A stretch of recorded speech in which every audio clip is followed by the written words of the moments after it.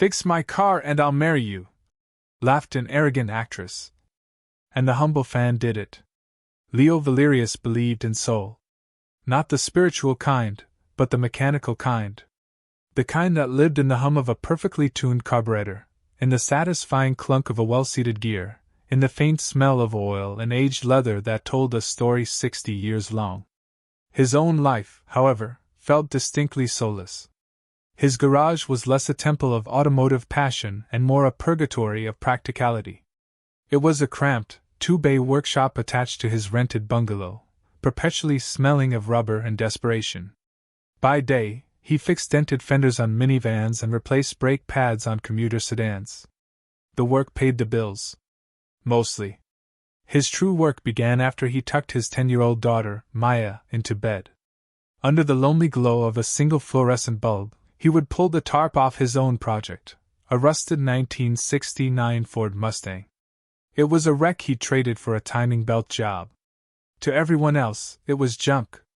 To Leo, it was a canvas. He kept a notebook filled not with part numbers, but with stories. The way a certain engine, the 302 Windsor, had a particular offbeat rhythm when it was happy. The specific shade of Highland green that could look almost black in the shadows. This was his secret art, his unrealized dream, practiced in silence. His other secret was his admiration for Seraphina Croft. It was an admiration that confused even him. He wasn't starstruck by her blockbuster roles as a super spy or a queen from another galaxy. He was captivated by her early work. A small, black-and-white indie film where she played a waitress in a dead-end town. In that role, she had been achingly, breathtakingly real. She had a way of listening, a stillness that felt more honest than any line of dialogue. He saw in her performance the same thing he sought in his engines, a core of unvarnished, undeniable authenticity. That actress was gone now, replaced by a global brand. But he remembered. It was Maya who had begged him to go to the fan event. Seraphina Croft was in town for a film premiere, and she was doing a Q&A session in the city plaza. "It's her, Dad! The real space queen!" Maya had squealed.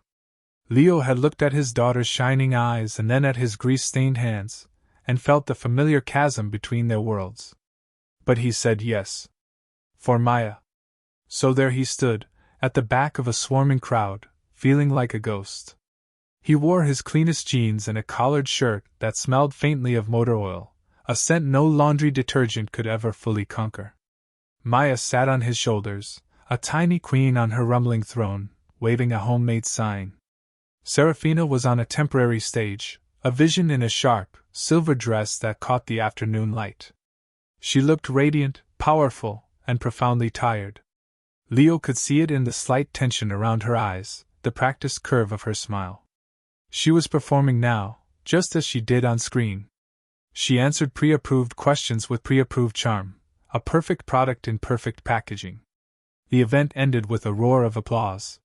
Seraphina waved one last time and descended the stairs, her sharp-suited manager, a man named Julian, hovering at her elbow.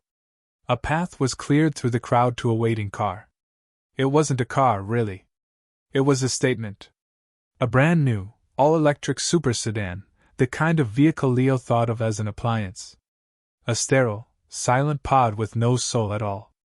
Seraphina slid into the passenger seat while a driver got behind the wheel. The door closed with a whisper-soft thud. The crowd watched, phones held high, recording the departure of their idol. But the car didn't depart. It sat there. Silent. Dead. The driver tapped the console. He pushed the power button again. Nothing. Julian, the manager, leaned in, his face a mask of controlled panic. He muttered something to Seraphina. She waved a dismissive hand, her perfect smile finally cracking. She got out of the car, the silver dress now looking like armor.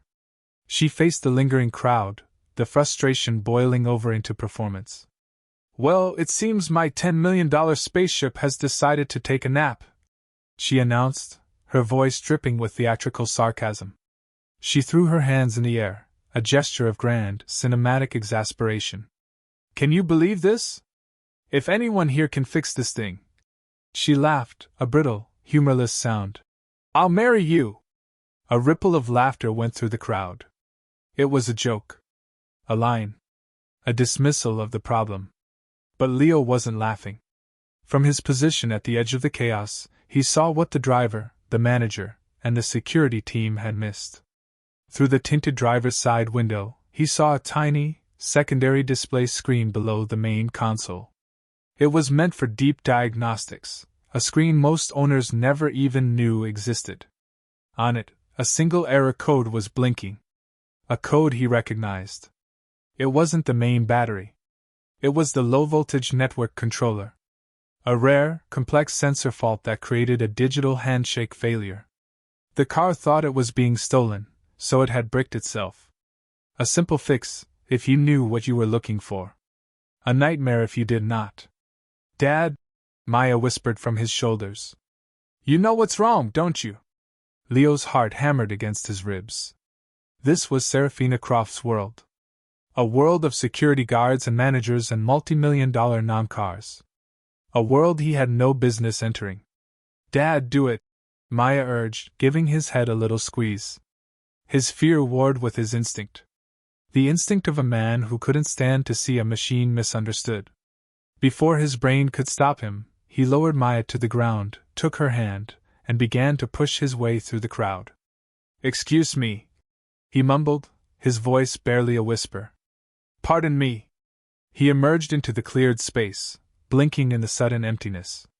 A wall of a security guard immediately blocked his path. "That's close enough, sir. I think I can help," Leo stammered, feeling the heat rise in his cheeks. Julian, the manager, shot him a look of pure contempt. "We have a team on the way. We don't need help from—" He trailed off, gesturing vaguely at Leo's simple clothes. But Serafina had heard him. She looked him over, a flicker of curiosity in her exhausted eyes. "You can fix it?" "I think so," Leo said, his voice gaining a sliver of confidence now that he was talking about the machine. "It's the NVCon sensor. It's not communicating with the central gateway. You just have to reset the bus." He spoke a foreign language. Julian scoffed. But Serafina just stared at him. "Show me," she said, cutting off her manager's protest. The security guard reluctantly stepped aside. Leo knelt by the driver's door, pointed through the glass. "There," he said to the flustered driver. "Under the dash, to the left. There's a small panel. Pop it open. You'll see a red button. Press and hold it for 10 seconds. The driver, taking his cue from Serafina's nod, did as he was told. He fumbled with the panel, found the button. He held it. The crowd was silent. Maya squeezed Leo's hand. For a few seconds, nothing happened. Leo felt a cold dread wash over him. He was wrong. He was a fool. Then, the car chimed to life.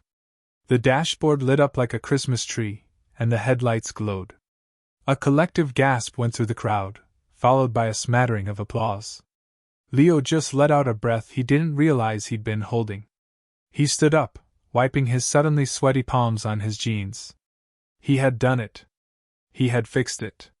He looked at Serafina Croft. She was looking back at him, her movie star mask completely gone. In its place was genuine, unscripted surprise. Julian immediately swooped in, guiding Serafina toward the now functional car. "Excellent, thank you for your assistance," he said to Leo, a crisp, dismissive tone that was clearly a goodbye. A security guard gently but firmly steered Leo and Maya back toward the crowd. There was no handshake. No further acknowledgement. Just the quiet click of a car door, and then the silent whisper of the electric motor as it pulled away from the curb. Leo stood there, the applause fading, the crowd dispersing. He felt a deep, chilling wave of humiliation wash over him. He wasn't a hero. He was a momentary diversion, a curious bit of street theater. He had been used and discarded in the space of 90 seconds. "You fixed her car, Daddy," Maya said, her voice filled with awe.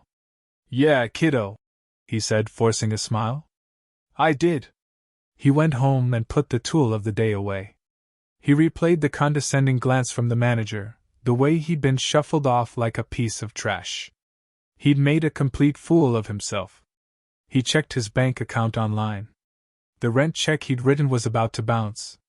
The brief, surreal moment in the plaza dissolved, replaced by the crushing weight of his ordinary, failing life.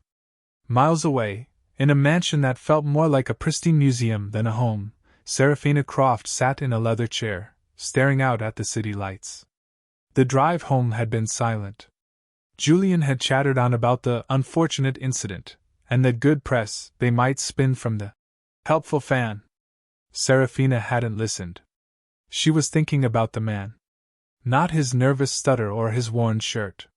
She was thinking about his hands. They were a mechanic's hands, clean but with grease etched into the lines of his knuckles. She was thinking about his eyes when he looked at the car, not with frustration, but with understanding. He just knew, she said aloud to the empty room. Julian had called it a lucky guess.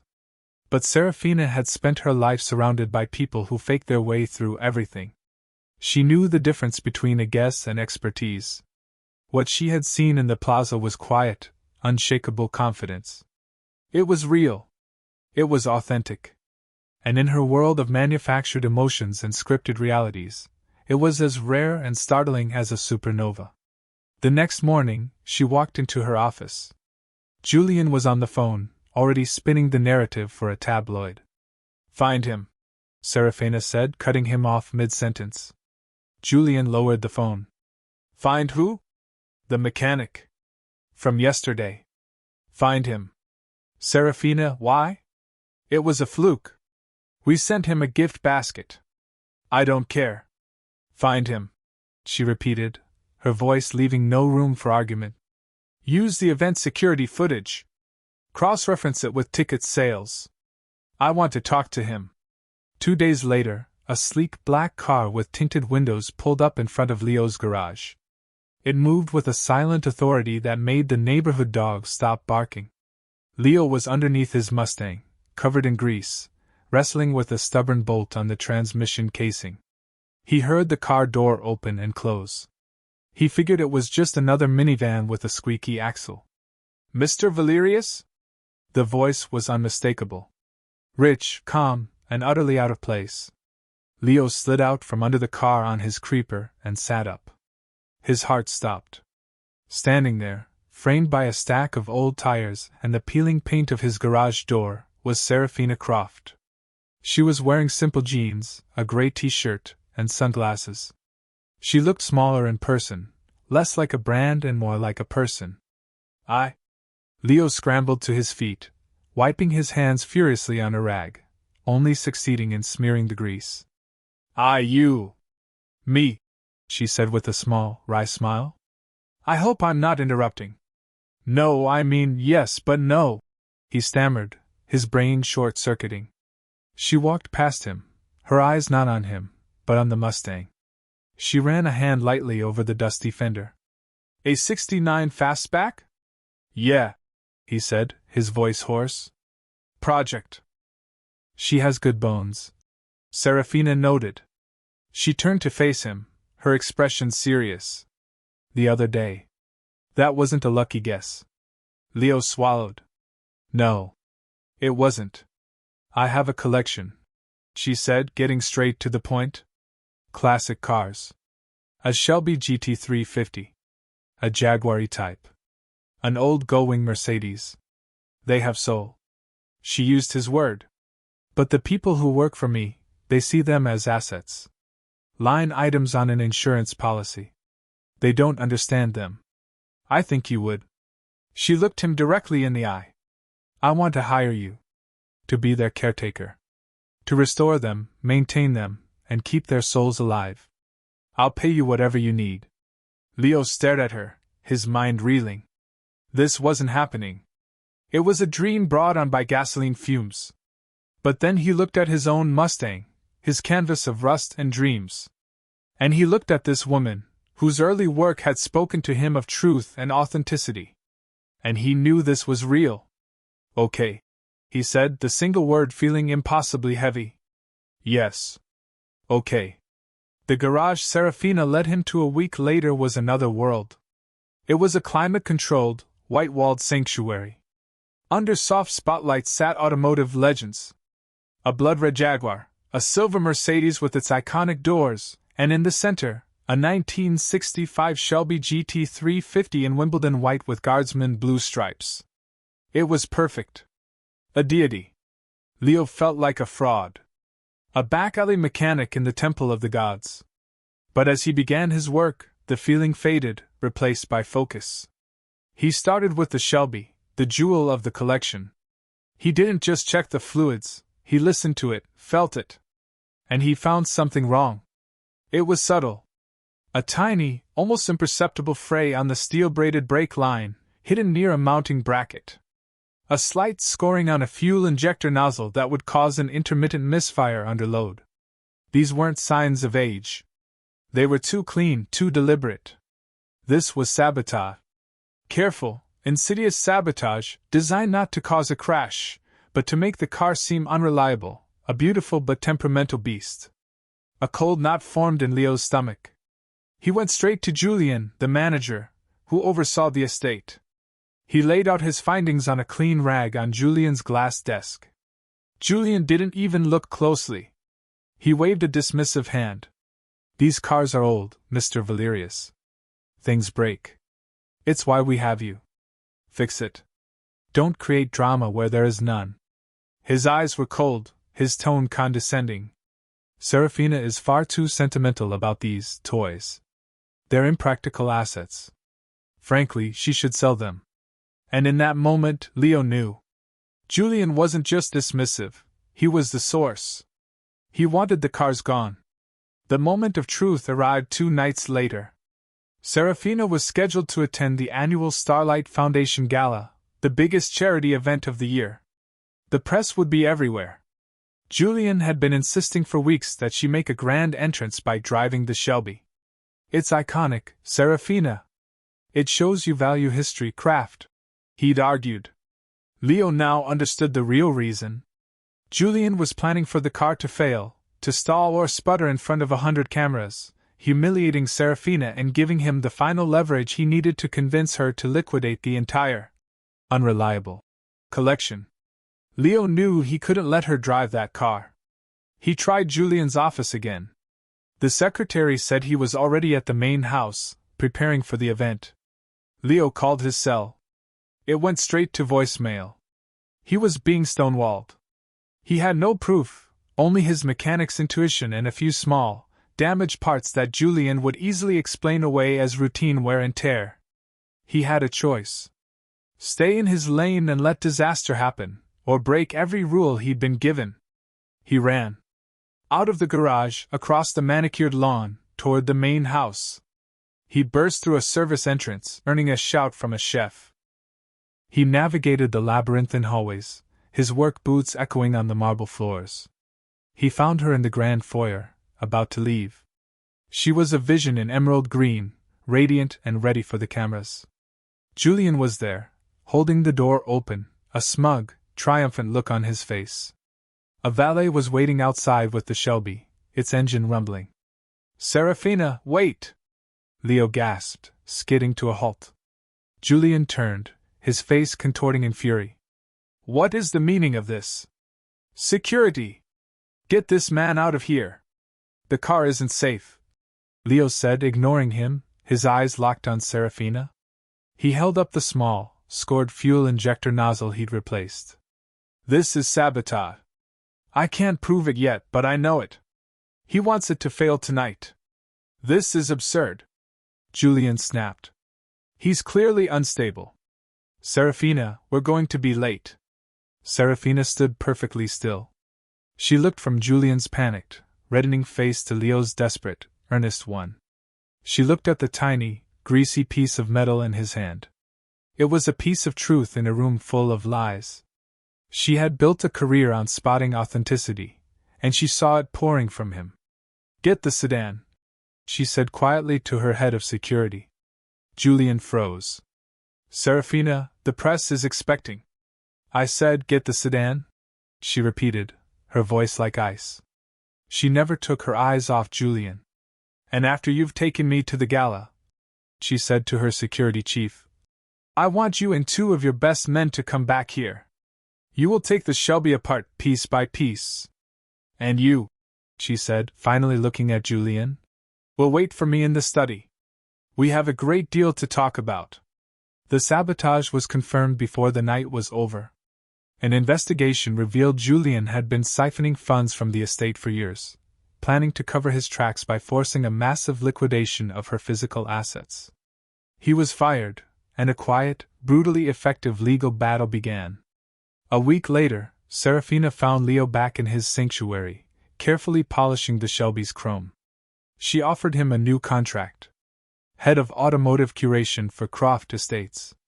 A fancy title, a massive salary, a corner office. Leo looked around the pristine garage. He thought of his own cramped workshop, the smell of real work, the joy of discovery. Thank you, he said, his voice steady and clear. But I have a different idea.